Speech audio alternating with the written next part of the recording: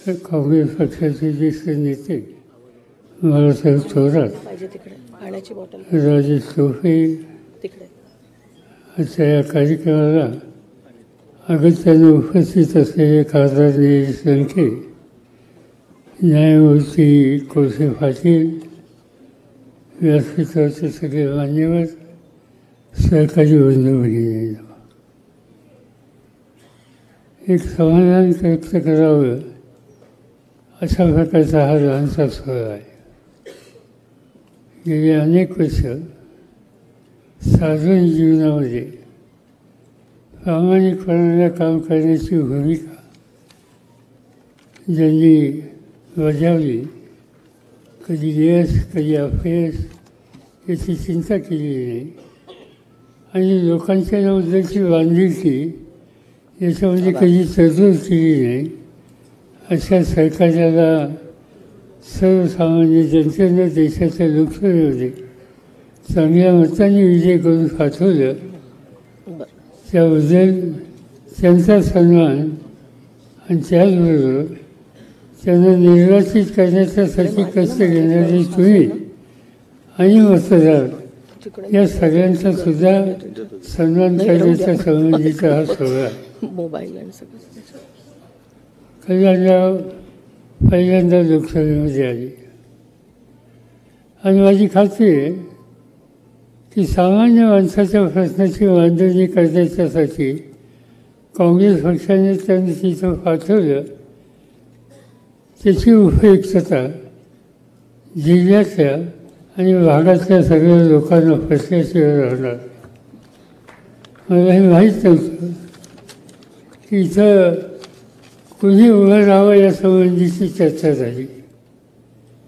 आजच मला कळलं या ठिकाणी की लोकांचा आग्रह सुरुवातीला राजेश टोपे यांच्याबद्दलचा होता.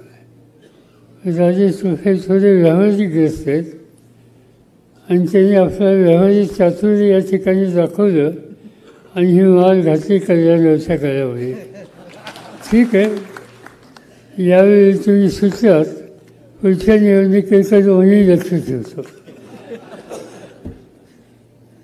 त्यातल्या चर्चेचा भाग सोडून द्या, पण फार चांगल्या मतांनी ही सीट विजयी आपण केली.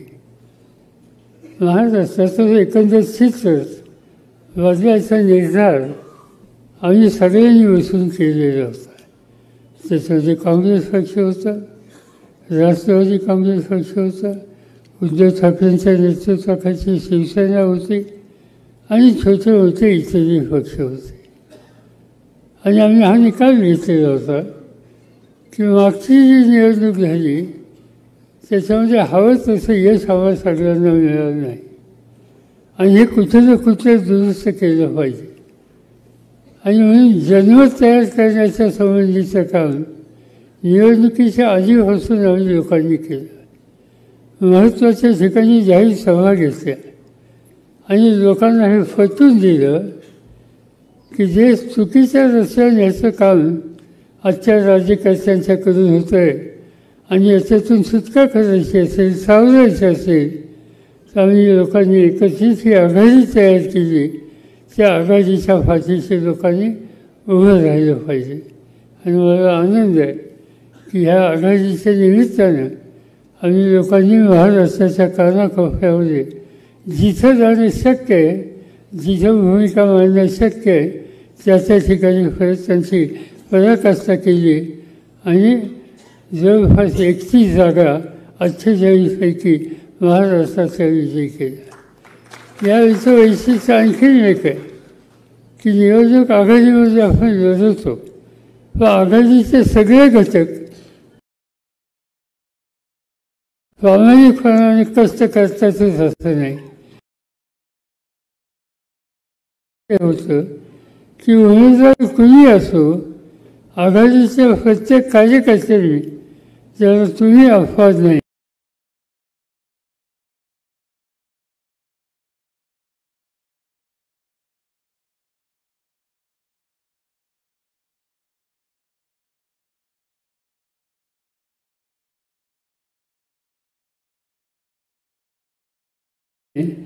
प्रयत्नाची फळ केला. ज्यांच्या हातात देशाचं नेतृत्व आहे त्या सगळ्यांची भूमिका ही लोकशाही या लोकशाहीला एका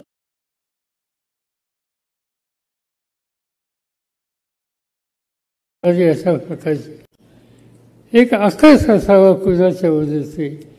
मग तो आकाश व्यक्तीच्या बद्दल असतो, विचाराच्या संदर्भात असतो. आज देशाच्या प्रधानमंत्र्यांना एक प्रकारचा आकाश आहे आणि तो आकाश कोणाच्या बद्दल काँग्रेस विचाराच्या बद्दलचा आहे.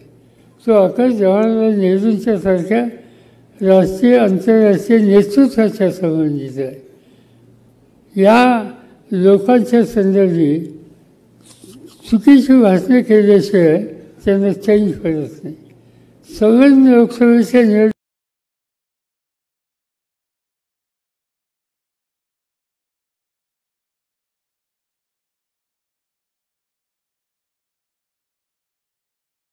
राहून 50 वर्ष झाली. स्वातंत्र्याच्या आंदोलनामध्ये त्या कुटुंबानं सर्वस्व देशाच्यासाठी दिलं आणि स्वातंत्र्य भाव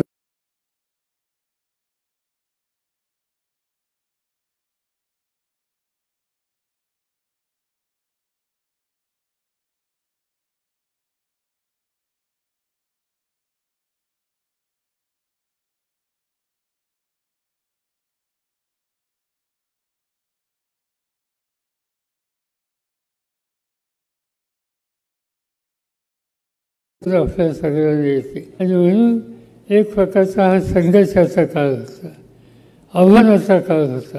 आणि मला आनंद आहे की महाविकास आघाडीचा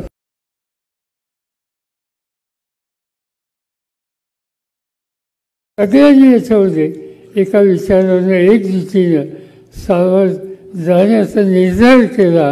आणि महाराष्ट्राच्या जनतेचं तुम्ही सगळेजण अंतकरणापासून आभार मानतो, त्यांचं ऋण मानतो की त्यांनी जागृती केली आणि हा चुकीचा विचार देशामध्ये प्रस्तुत करण्याचं काम करणाऱ्या ज्या शक्ती आहेत त्यांना त्यांची योग्य जागा हे दाखवण्याचं ऐतिहासिक काम हे जनमानसांनी केलेलं होतं. आता इथून पुढचा काळ हा अत्यंत महत्त्वाचा आहे आणि तो दोन पद्धतीने आहे. एक तर कल्याणच्या खासदार असतील, व्यंकटेश खासदार असतील, आम्ही लोक राज्यसभेत असो, आम्हा लोकांची जबाबदारी महाराष्ट्राच्या प्रश्नाची मांडणी करणं, महाराष्ट्राच्या हिताची जपणूक करणं हे आहे. याच्यात काही कारण नाही. पण त्याबरोबरच आणखी 2 ते 3 महिन्यांनी जवळपासून कालपासून 70 दिवसावर या देशामध्ये या राज्यामध्ये आचारसंहिता येणार आहे. आणि 70 दिवसांनी आचारसंहिता आल्याच्या नंतर सगळं चित्र बदलणार आहे. आपल्याला इथल्या चित्र बदलण्याच्यामध्ये महत्त्वाची कामगिरी करायची आणि ती कामगिरी दुसरी तिसरी कुठली नाही तर महाराष्ट्राचं राज्य हे राष्ट्रवादी काँग्रेस पक्ष असेल, काँग्रेस पक्ष असेल, उद्धव ठाकरेंच्या नेतृत्वाखालचा पक्ष असेल, या सगळ्यांनी एकत्रित येऊन सगळं महाराष्ट्राची सत्ता हातामध्ये घेणं आणि महाराष्ट्र योग्य रस्त्यावर जाईल कसा आणि चुकीच्या लोकांच्या हातामध्ये महाराष्ट्राची जी सत्ता आहे ती सत्ता बाजूला काढून घेणं आणि जनमानसाच्या प्रश्नाची सोडवणूक करण्याच्यासाठी सामूहिक प्रयत्न करणं हेच काम तुम्हाला मला सगळ्यांना करायचं.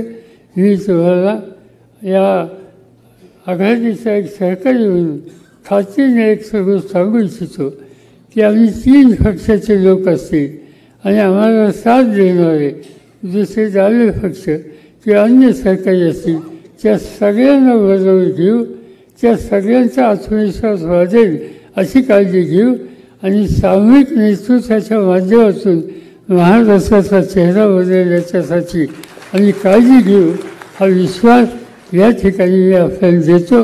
आणि या कामाला तुमच्या सगळ्यांची साथ मिळेल एवढीच अपेक्षा या ठिकाणी व्यक्त करतो आणि माझे 2 शब्द संपवतो. आपल्या अमूल्य मार्गदर्शनाबद्दल